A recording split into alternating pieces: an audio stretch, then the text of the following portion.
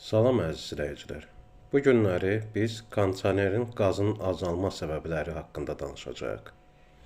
Bir çox müştərilərimizin suallarından biri odur ki, kondisionerin onlara xidmət etdiyi müddət ərzində, yəni 2 ildə, 3 ildə və ya 1 ildən bir kondisionerdə qaz azalarmı və ya qaz itərmi?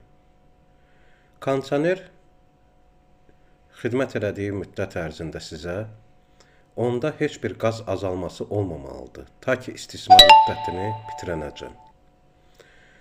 Kondisionerdə qaz azalma səbəblərindən biri bir çox nüanslar var ki, qaz azalma problemləri yarada bilər. Birinci növbədə montaj zamanı onun kompresorunda az qaz olmasıdır. İkincisi, montaj zamanı düzgün varsovka olunmamasıdır, yəni calaqların bağlanmamasıdır. Üçüncüsü,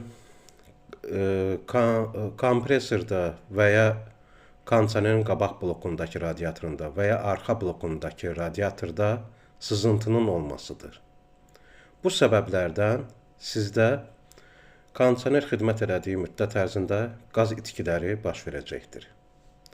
Bunların heç biri olmadıqda heç bir ustaya inanmayın ki, sizin kondisionerinizdə qaz azalması olmalıdır. Kondisioner, yenə də təkrarən deyirəm ki, öz istismar müddətini başa vuranacan heç bir qaz itkisi olmur.